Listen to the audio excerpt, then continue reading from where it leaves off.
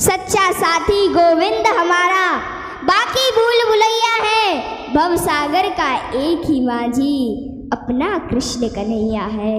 भव सागर का एक ही माझी, अपना कृष्ण कन्हैया। ऐसा नहीं कि सिर्फ पक्षी ही पिंजरे में कैद है, इंसान भी काल के पिंजरे में कैद है। यदि इससे छुटकारा पाना है तो गुरु जी की शरण लो। संत तीर्थों को भी तीर्थ बनाते हैं। तीर्थ क्या चीज है? संतों के रहने का स्थान। संत जहां रहे वही तीर्थ बन जाता है। तीर्थों कुर्वन्ति तीर्थानि। भगवान पर पूरी निष्ठा होनी चाहिए। फिर जिस प्रकार भगवान द्रौपदी की साड़ी बन गए तो वैसी घटना आज भी हो सकती है। भगवान ने गजराज को आकर स्वयं उबारा। धन्ना भक्त के खेत में स्वयं भगवान पधारे। पूर्ण महात्माओं और संतों के संग का नाम ही सत्संग है। दुष्ट भी संगति पाकर सुधर जाते। याद रखो, यदि जीवन में सफल होना चाहते हो तो संतों का संग करो, क्योंकि सफलता हमेशा अच्छे विचारों से आती है और अच्छे विचार हमेशा अच्छे लोगों के संपर्क से आते हैं। हमें हमेशा ईश्वर से यह प्रार्थना करनी चाहिए कि हे ईश्वर, मुझे अधिक लेने के नहीं अधिक देने के योग्य बनाओ। अधिक लेने के नहीं अधिक देने के योग्य बनाओ। बिनु हरि कृपा मिल ही नहीं संता। भगवान की कृपा हुए बिना संत का दर्शन होना दुर्लभ है। बिनु सत्संग विवेक ना होई और राम कृपा बिन सुलभ न सोई। कि संतों के संग के बिना सत्संग नहीं होता, राम जी का दर्शन नहीं होता और राम जी की कृपा के बिना संतों का संग नहीं होता। राम जी की कृपा के बिना संतों का संग नहीं होता। संघर्ष से ही इंसान महान बनता है। राम ने भी 14 वर्ष संघर्ष किया, तब प्रभु श्री राम बने। श्रीमद् भगवद गीता में अर्जुन श्री कृष्ण भगवान से कहते हैं कि हे भगवान, यह मन बड़ा चंचल है। तो कृष्ण हंसने लगे और बोले कि अर्जुन, तेरा ही मन चंचल नहीं, सभी का मन चंचल होता है। तो अर्जुन ने भगवान से पूछा कि प्रभु, क्या आपका भी मन चंचल है? तो भगवान बोले, हाँ, मेरा भी मन चंचल है, लेकिन ध्यान और प्रैक्टिस से चंचल मन को अचल किया जा सकता है।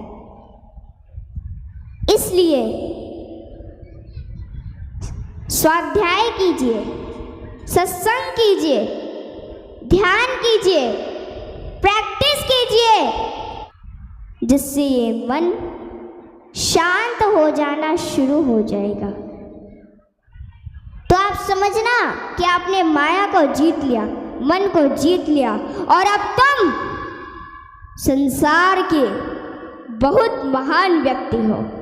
और अब तुम संसार के बहुत महान व्यक्ति हो।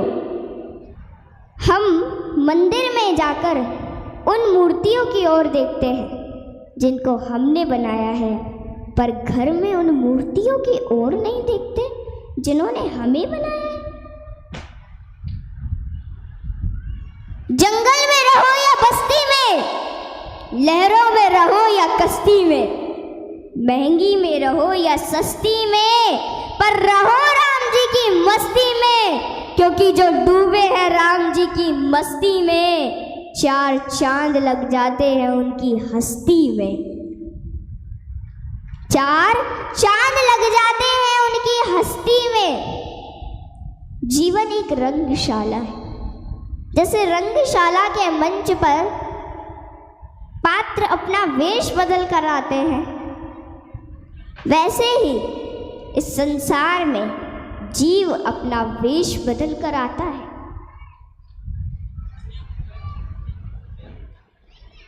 आत्मा को अमर समझो, इसे कोई मान नहीं सकता।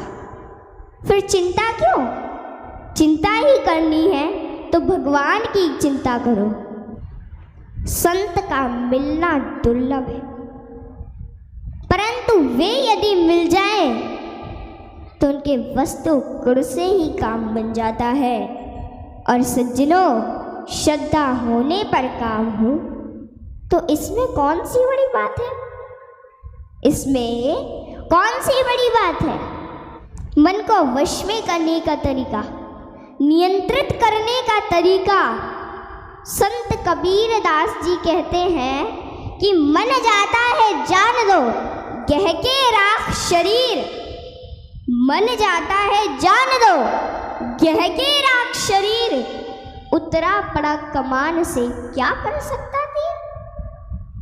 अगर मन कोई इच्छा कर रहा है या किसी गलत कार्य को करने के लिए कह रहा है तो उसे कहने दो, लेकिन आप शरीर से उस कार्य को मत करो। और जब आप शरीर से उस काम को नहीं करोगे तो मन भी नहीं कर पाएगा, क्योंकि बिना शरीर के सहयोग से मन कोई कार्य नहीं कर सकता। और जब आप मन की सुनना बंद कर देंगे तो यह कहना भी बंद कर देगा, और इस तरह यह मन नियंत्रित हो जाएगा। और फिर आप समझना कि आप संसार के बहुत महान व्यक्ति हैं।